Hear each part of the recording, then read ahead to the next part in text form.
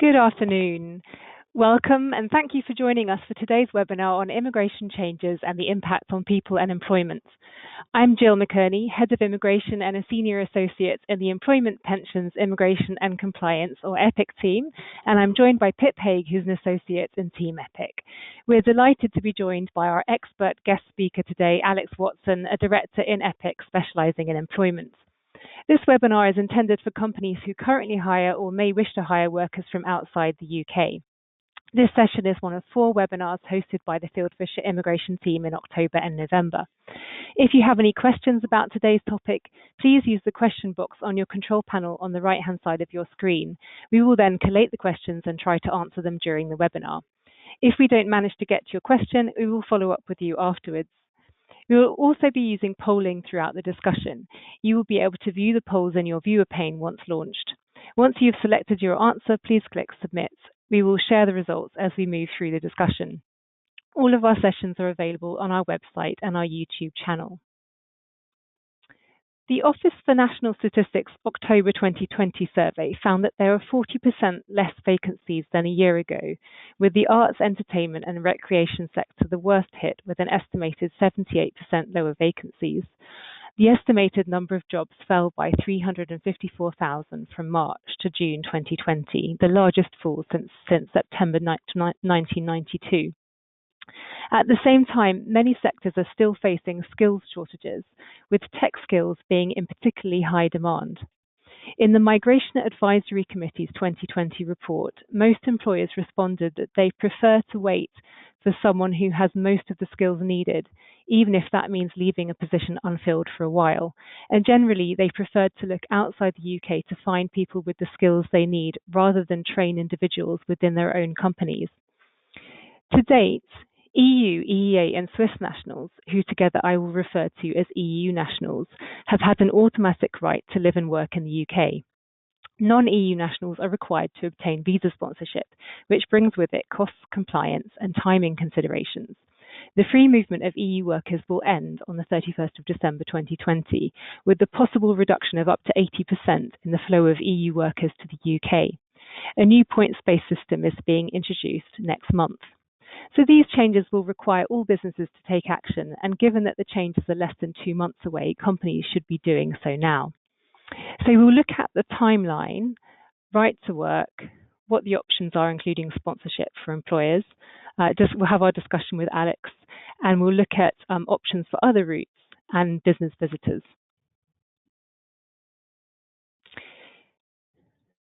So regarding the timeline, I've already mentioned that free movement will end on 31st of December 2020.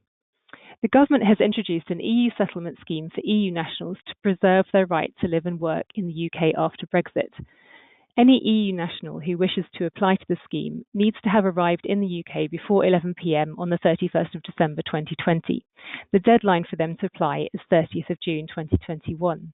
The scheme is free of charge and is intended to be straightforward to use. Irish nationals will continue to be treated as permanent residents after Brexit and do not need to apply to the scheme.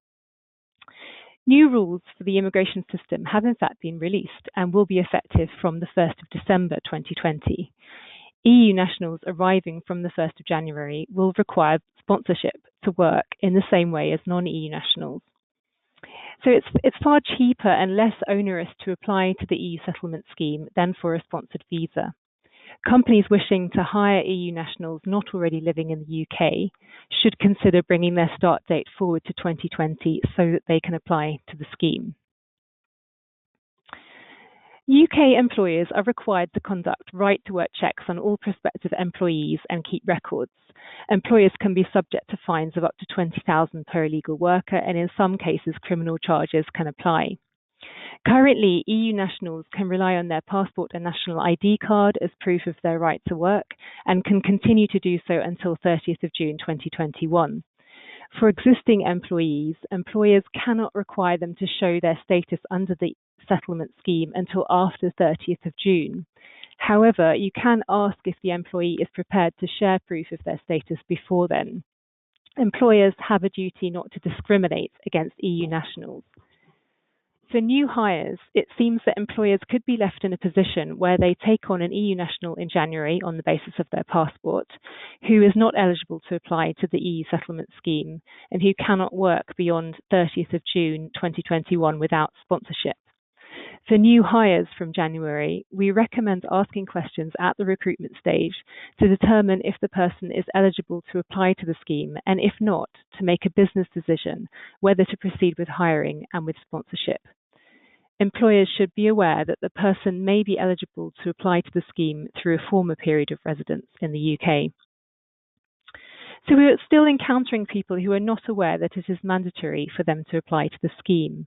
And our recommendation is that you issue communications to encourage existing EU national employees to apply sooner rather than later, and remind them that it is mandatory to do so and the deadline. We recommend also that you consider bringing forward hiring dates where possible. So to be able to sponsor non-EU nationals and from January EU nationals, the company must first apply for a sponsor license. The license application process can take around 6 to 12 weeks, and the government are urging employers to apply now to avoid delays in recruitment from January. The system has been made more flexible. In particular, the minimum skill level is being lowered from degree to A-level skilled roles, and the minimum salary level is being reduced from 30,000 to 25,600. The advertising and restricted certificate requirements are being scrapped. Benefits of the new system are that those on existing Tier 2 intra-company transfer visas will be able to switch. That means apply from within the UK into the skilled worker category. Previously, many people had to leave the UK and apply from abroad for skilled worker status, and most can now apply from within the UK, which cuts out unnecessary costs and delays. Visitors, however, cannot switch into skilled worker. EU nationals with a chipped passport will be able to use the government app to make the application and do not need to attend an appointment. So the caveat of sponsorship is that it is costly. A 5-year visa can range between around £6,000 to £10,000 in government fees per person. So this table shows some examples of the roles that are eligible for sponsorship. On the left-hand side, there are job roles which will acquire additional points for PhD, shortage, or STEM subjects, which means a lower salary can be paid, with the absolute minimum salary being $20,480 per year. Currently, PhD level roles are exempt from the immigration skills charge, which can reduce the government costs by between £1,800 and £5,000 per person for a 5-year visa. The same savings apply to UK graduates who are sponsored. The burden and cost of sponsorship is still significant, and employers may have to turn to alternatives such as apprenticeships and hiring more UK graduates, and PIP will look at other options for employers.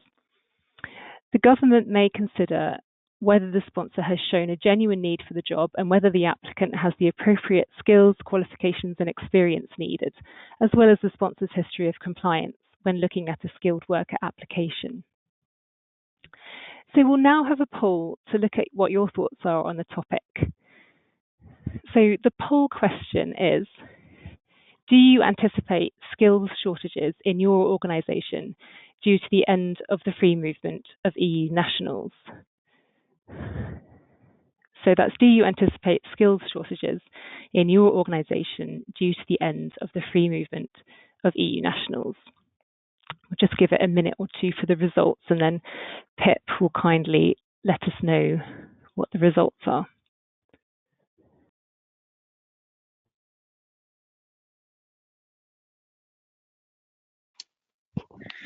Thanks, Jill. We're just waiting for those results to come through. Great. So here we are. So we had 40% of attendees responding yes, they do anticipate skill shortages in their organisation, 50% saying no, and 10% who are not sure. Thanks, Pip. Well, it's fairly evenly spread. It's really interesting to see what people are feeling at the moment. And I think what we'll be doing in the coming months and years is looking at if that impact, if that view changes, as the new system comes in and it's more difficult to bring in EU employees. But thank you everyone for participating in that poll. So now it's time for some input from Alex, our employment expert. So thank you very much for joining us, Alex. Hi, Jill. Thank you very much for having me. Great, thanks. So we have a couple of questions that we thought we'd ask that we can then discuss. So the first question we wanted to ask you is, so COVID-19 has catapulted us into a new working age, with many people working remotely.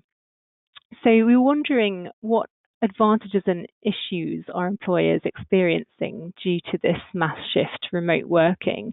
And also, just as part of that, could firms try to avoid the costs associated with immigration by hiring workers remotely in other countries? Yeah, and it's one of the most interesting questions and probably one of the more positive things to come out of the COVID-19 crisis is about how the extended period of lockdown and restrictions on attending workplace is going to impact on behaviours and working practices across pretty much all sectors at the moment, even more traditional areas such as law, where agile or smart working has become the norm. And whilst it's gained popularity in recent years, particularly as a result of improvements in technology and a shift towards the always-on culture, there have always been some sectors that have been a little bit slower to embracing these changes. But COVID-19 is shattering some of those myths around it and has forced people to really try and embrace it. And with that has come some advantages that we're starting to see through some of our clients, as well as some of the disadvantages that come through that as well. So I think one of the principal advantages that we're seeing for businesses who are really trying to adopt it is an increase in flexibility in their offering. So the increased uptake of flexible working arrangements and working from home has seen big efficiencies. I mean, I've come into the office today and I've regretted my 40-minute journey in. It's seen big efficiencies in lost commuting time being used to the advantage generally of businesses around the flexibility of employees. So instead of having core business hours beyond the traditional limits of a 9-to-5 working pattern, some of our clients, for example, have been using employees saving on commuting time to realistically be able to plan ahead and alter core hours of work to almost a 7-till-7 model, increasing a lot more business flexibility. The move to home working and flexible working is also plays into a growing trend that we've seen over the last couple of years, where there's been an increased importance of culture and values as important factors for individuals choosing their employer. And equally now, flexible working hours and arrangements are likely to increase in the importance as a consideration for prospective candidates. So in recruiting future talent, flexible working practices may offer businesses an additional incentive beyond competing just on salary or remuneration packages alone. And tying into that, probably the other key advantage is, in a similar way to the acquisition of talent and employees, those flexible working practices that really suit employees' needs and also work for the business are actually a really important way of retaining key staff. If you have a working relationship that really works well for an individual and your competitors in the industry aren't able to match that same level of flexibility, it becomes increasingly difficult, other than significant salary increases, to persuade employees to move away from those arrangements which really suit them, particularly with personal commitments and childcare responsibilities. Well, I mean, it sounds like it's win-win, really, in most cases for employers and employees. So it's really a kind of a silver lining, I guess. I'll bring you down there, Jill. Yeah, and mainly in the fact that there are some downsides that go with it. I think principally for employers, and particularly embracing this now, where fixed costs are already in place, so office premises, all of the trappings of IT and internal systems are in place, mean that those costs are still going to have to be borne for several months or even years into the future. But probably the greatest practical aspect is the compliance risk and cost that goes with that. So for every employee, and it's true of every office that you're going to have, transferring work outside of a single workplace transfers risk to multiple locations. So businesses have less visibility and less opportunity to enforce tight compliance restrictions, which is particularly relevant in the current economic climate with cybersecurity issues and data protection issues. And it's incumbent on employers to make sure that their business information is properly protected and secure. It increases the compliance issues and difficulties that businesses have to face, for example, in ensuring adequate health and safety requirements and risk assessments for home workers, so that they still meet employment legislation, including areas such as the working time regulations. And employee well-being can be quite adversely affected. So whilst it seems great and some employees will really enjoy a flexible working arrangement, others won't embrace it quite so readily. Thank you, Alex. Well, there's obviously a lot for employers to think about in terms of how they move forward with those. It's really helpful to have your insight. I think maybe if we can move on to, if we move on to the second question, Pip, if you would like to go ahead with that. Yeah, sure. Thanks, Jill. Hi, Alex.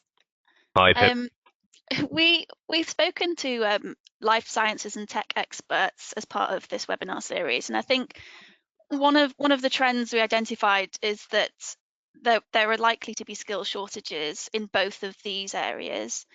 So I think the question is, how do you think employers can address skill shortages in the current environment? Yeah, and I think this is going to be a real issue. It remains to be seen how increasing rates of unemployment is going to impact this, and it will of course be true that it varies depending on sector and geographic location as well. But we anticipate that there will be some significant skill shortages, in particular, and working from my own experience, areas such as food manufacture has traditionally always struggled, or certainly over the past 5 to 10 years, to recruit certain skilled roles, despite heavy recruitment drives, campaigns, and adoption of apprenticeship programs to fill some skilled roles such as butchery with UK-born candidates. And some particular industries, in particular in manufacturing, which can generally be performed, 62% of the roles performed by EU migrants and EU nationals, means that there is going to be some areas that are going to really struggle with a skills shortage. So it's going to leave employers competing for a reduced pool of skilled candidates. And beyond just increasing remuneration packages, there are a few ways that employers can start thinking about that now and putting in place some ideas to manage that risk. So in particular, one of the more popular trends over the recent years has been an increased uptake and investment in apprenticeship programs. And that will be particularly true for companies who are currently liable to pay an apprenticeship levy, so have a wage bill in excess of 3 million. It's also worth considering how internal and external upskilling programs can be invested in to start making those transitions now, and thinking about creative ways to encourage future retention beyond simply increasing salaries. So length of service bonuses, scaled pay increases or meeting key milestones of development, or in the world of work where we are seeing greater flexibility in employment arrangements, can we appeal to a wider pool of candidates through our flexible working schemes or offerings? And can we increase the radius of our recruitment process? And that can include partnering with local colleges and higher education providers at an early stage, so that you've automatically started to get people funneling into our recruitment system. And depending on forecasts and numbers now, it may be worth having discussions with employment agencies and employment businesses, as well as umbrella companies, to see what sort of offerings and what sort of costings we can have if the amount of work that we might need come June is going to fluctuate. Wow, thanks for that, Alex. I mean, it sounds like employers are going to have to try and make themselves quite desirable for employees, almost like they're going to be competing if they're thinking about how can they support flexible working and how can they make themselves look attractive to those existing skilled workers. Yeah, and I think it's true even for those people in the poll who were enjoyably tight, like the US election today, who didn't think that they would necessarily be impacted. if you are fairly happy that you don't think you're going to lose much of your labour force, it's worth also just thinking about those retention issues, because there will be employers out there who struggle. And the natural reaction is to try and bring people in by offering financial incentives. That it's a really good and timely opportunity to start thinking about what we do to keep our key employees. Great. Thank you, Alex, and thanks for joining our discussion today. No problem at all. Okay, great. So before we move on to look at what other options businesses have, we will have another poll question. So the poll question is, are you confident that your policies are up to date to accommodate the end of free movement of EU nationals? That question again, are you confident that your policies are up to date to accommodate the end of the free movement of EU nationals? And we'll just allow a minute or two for the responses to come in.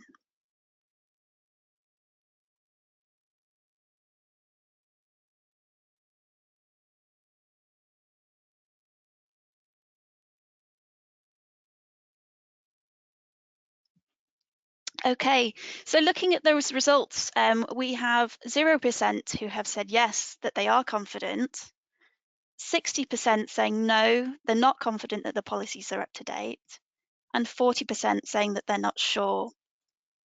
So I think that sort of reflects our message from the webinar today, which is that companies, businesses and employers need to kind of reflect about on their current position and identify what needs to change so that they can accommodate this new system that's coming into play. And we'll talk about that a little bit more now. So what options do businesses have? We'll take a quick tour of some of the other long-term options available. So these routes don't require sponsorship and in turn will incur less immigration cost. So then we'll move on to look at the strategies that business can take to facilitate staff retention and to utilise their existing talent pool. Firstly, what other routes are available? Students and graduates represent a new pool of talent. The rules have been relaxed, allowing more time for employers to arrange employment utilising these non-sponsored routes. So for example, students can apply up to 6 months in advance of their course ending, and this means businesses can look to recruit students early. The postgraduate study time limit has been removed, and there are reduced documentary requirements for this route. The graduate route is launching in summer 2021, and this will allow graduates to apply for a visa to remain in the UK for 2 years after they've completed their studies, so that they can look for work or start work at any skill level. And this is 3 years if they've completed a PhD. This route used to be, or was quite similar to the old post-study work route, which became obsolete. Then you've got global talent. So from January 2021, the route will be open to EU citizens on the same basis as non-EU citizens. The most highly skilled who can achieve the required level of points will be able to enter the UK without a job offer if they're endorsed by a relevant and competent body. The scheme has recently expanded to become more accessible to those with a background in STEM subjects who wish to come to the UK. Examples of endorsing bodies include the Royal Society for Science and Medicine. There are other routes that may be advantageous to businesses, such as the innovator and startup routes. However, we've flagged those that are most likely to be useful for our wider audience here today. Next, we'll look at what other strategies businesses can take to help themselves. So this essentially means working out how to retain your current workforce.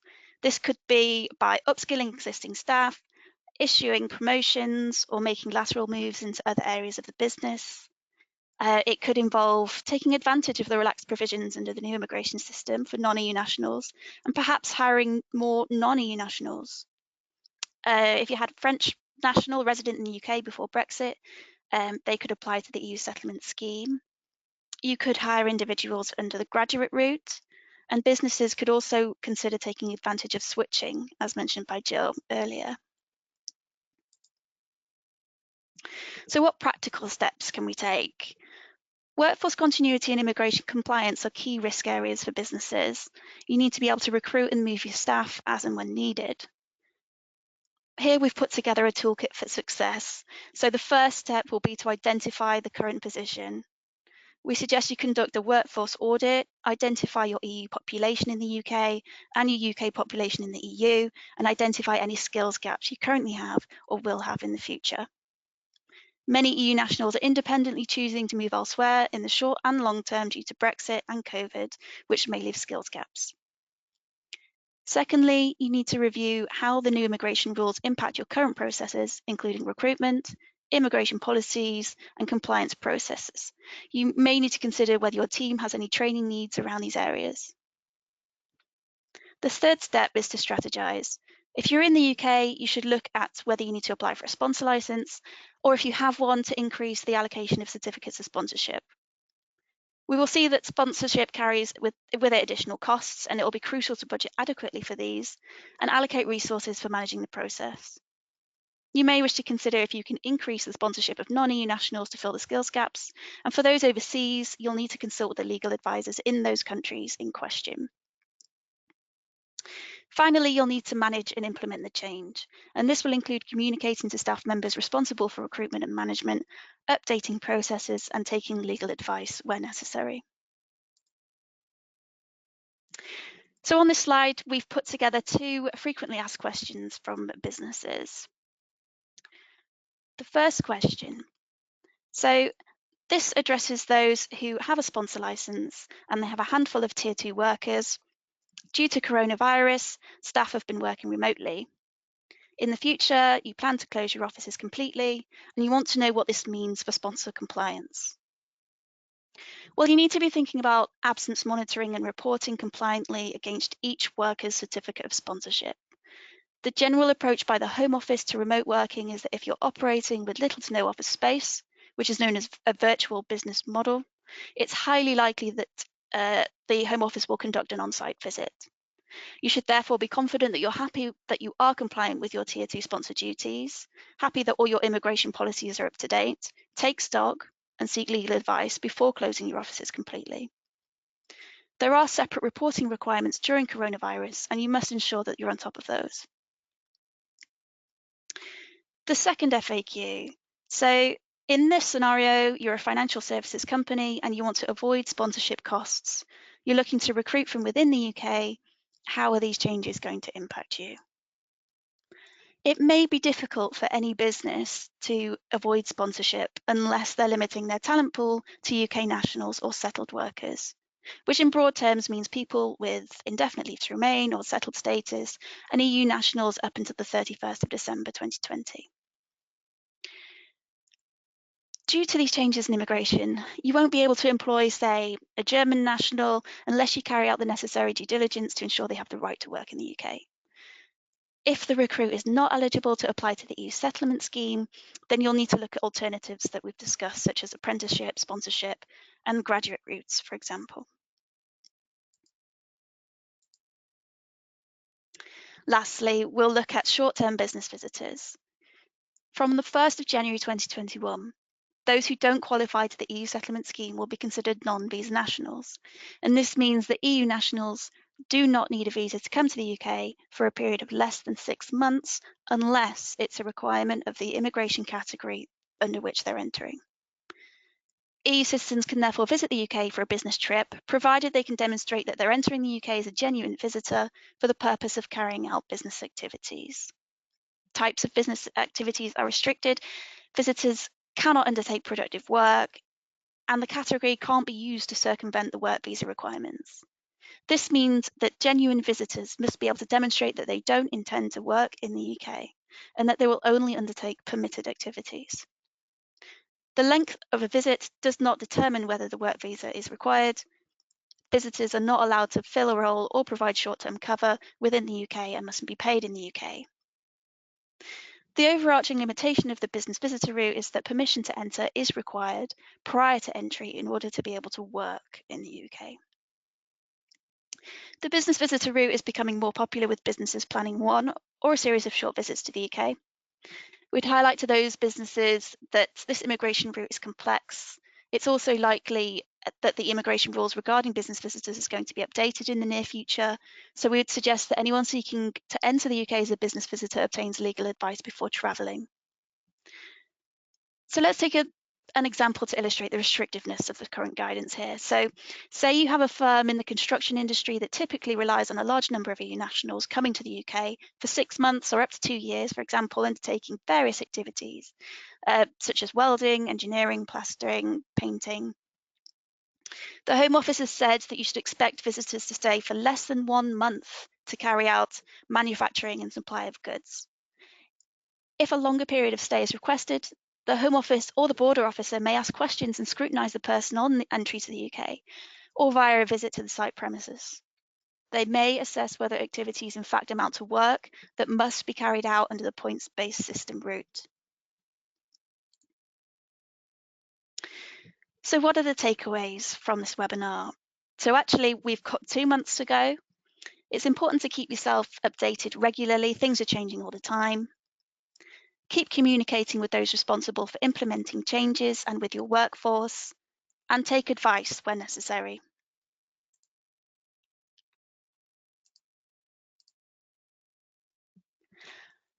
So that's all we have time for today. We have received a series of questions. We will reach out to you to answer your questions directly. Thank you everyone for joining today's session on immigration changes and the impact on people and employment. We hope you found it useful. As mentioned, all our sessions are recorded and can be found on our website and YouTube channel.